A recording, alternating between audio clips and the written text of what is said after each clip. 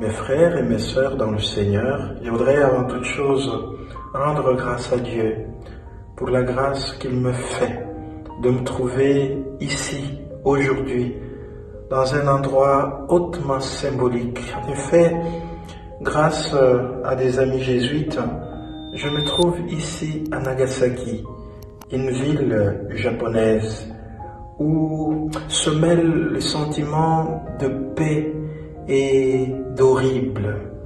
Quelque chose de cruel s'est passé ici il y a plusieurs années.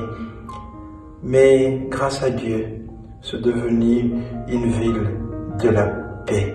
Et c'est ici que je vous livre ce que j'ai pu recueillir de ma prière et de ma méditation en ce jour où nous célébrons l'épiphanie de notre Seigneur. Et les lectures que nous offre la liturgie sont, comme toujours, de belles lectures. La première lecture est tirée du livre d'Isaïe au chapitre 60, du 1er au 4e verset.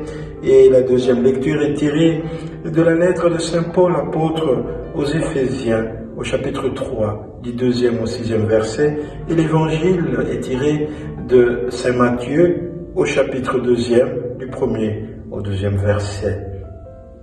Mes frères et sœurs dans le Seigneur, ici, il y a 2 siècles, en 1597, 26 chrétiens, laïcs et prêtres, ont été massacrés.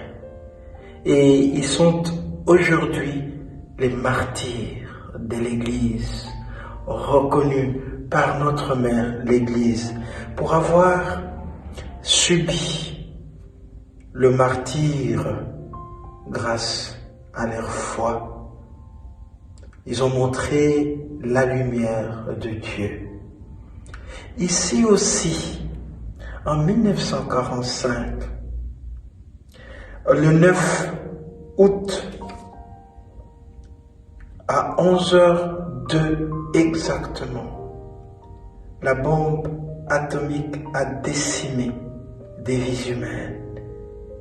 Je vous parlerai au cours des jours qui suivent de ces événements historiques pour en tirer des conclusions nécessaires pour notre propre vie. Et les lectures d'aujourd'hui sont belles, comme je le disais, mais je vais m'appesantir sur l'Évangile, qui est celle de la visite de mages, ou que dis-je, de l'hommage rendu à Jésus par les étrangers, par les mages. 3 points me guideront. Le premier point est que les mages sont guidés par une étoile. C'est à partir de l'étoile qu'ils sont alertés que quelque chose de grand a eu lieu dans la vie de l'humanité. Un sauveur est né. Ils sont guidés par l'étoile. Et ils se dirigent suivant l'étoile. Mais quelque chose se passe sur leur chemin. C'est le deuxième point. Ils perdent leur repère. Et puisqu'ils ont perdu leur repère, ils se confient à des humains pour leur indiquer le chemin. Et là, Hérode est alerté. Il n'est pas content de la naissance de l'enfant. Et il demande aux mages d'aller s'informer pour que lui aussi aille rendre hommage au roi de l'univers qui vient de naître. Mensonge. Voyez, quand nous avons vu notre étoile, et que finalement nous nous fions non plus à l'étoile qui nous guide, mais à des humains qui ont leurs calculs, tout peut arriver. Mais heureusement pour eux que finalement ils font confiance à celui qui peut les guider. C'est l'étoile qui symbolise Dieu lui-même, qui nous guide vers Dieu. Et quand ils perçoivent l'étoile à nouveau, ils se rendent là où l'enfant Jésus est. Et il rencontre l'enfant Jésus avec sa mère, avec Joseph.